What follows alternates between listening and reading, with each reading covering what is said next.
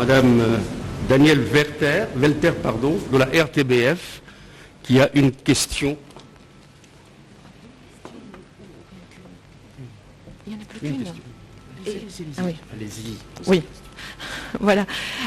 Très concrètement, par rapport à l'aide au développement, qu'est-ce que vous attendez en priorité? Et ma sous-question quand même, parce que je ne sais pas si on aura le temps de la poser, est-ce que vous attendez davantage que des regrets de la part de la Belgique? Est-ce que vous attendez aussi des excuses? Bon, d'abord par rapport à l'aide au développement, puisque vous avez parlé de priorité, il n'y a pas de développement sans sécurité.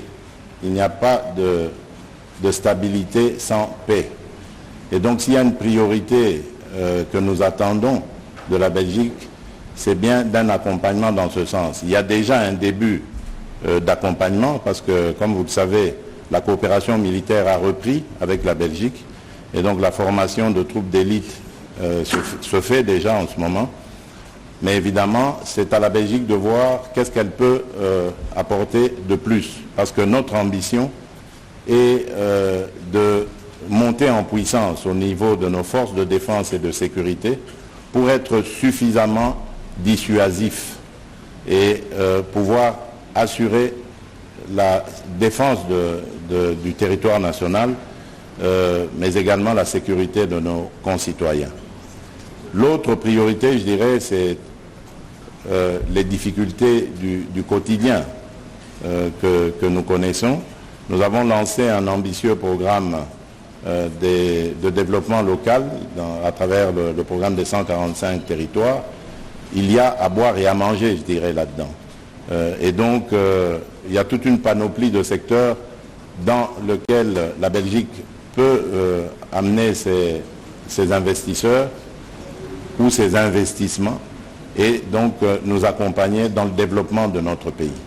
Et là-dedans, il y a tout, il y a l'éducation, il y a la santé, il y a l'énergie, l'eau et l'électricité, un grand défi que nous nous sommes fixés, et il y a les infrastructures, à côté de l'agriculture et l'élevage et la pêche. Donc vous voyez, il y a beaucoup de choses à faire dans ce programme et d'opportunités à saisir. Voilà. Rapidement, la question de Madame Catherine Van der Schoot de la VRT. Oui, merci bien, Monsieur le Président. Donc, la Belgique a tourné la page coloniale. Un premier objet d'art est restitué et il y aura un discours de regret qui suivra. Est-ce que ça suffit pour vous ou est-ce que la Belgique doit aller plus loin que ça? Merci. Oui, bon, vous êtes en train de parler comme votre consoeur de regret, mais je crois que c'est à la Belgique de penser à cela et de savoir ce qu'elle peut faire par rapport à son passé. Et comme je l'ai dit tout à l'heure, nos discussions n'ont pas servi à s'appesantir sur le passé. Nous voulons regarder l'avenir. Le passé, il est à la fois glorieux et triste, on le dira, mais le but ici, c'est de construire quelque chose de nouveau et surtout de définitif qui soit constructif pour nos deux pays.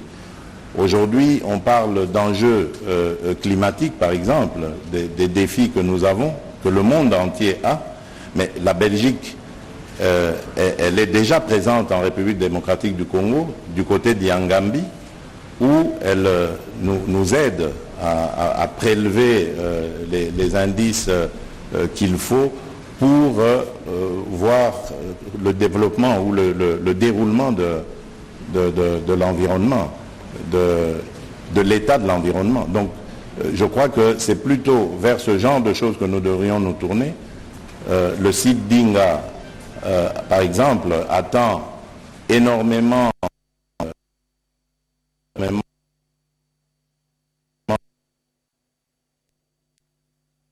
propre et renouvelable.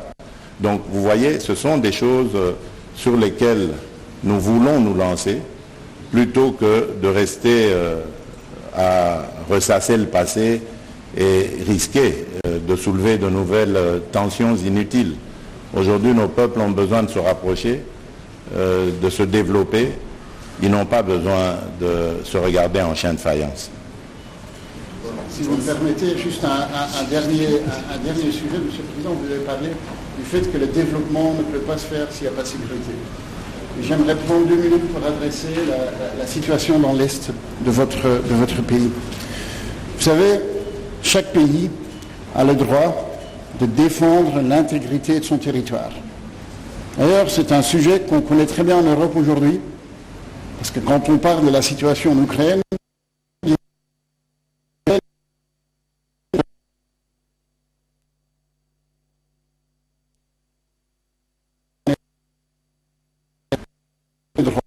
exiger à vos voisins que votre territoire soit respecté. Et vous avez le droit de demander à chacun de prendre... Merci. Vous avez le droit de demander à chacun de vos voisins de faire les choses qui sont nécessaires pour éviter qu'il y ait une situation d'insécurité dans votre pays.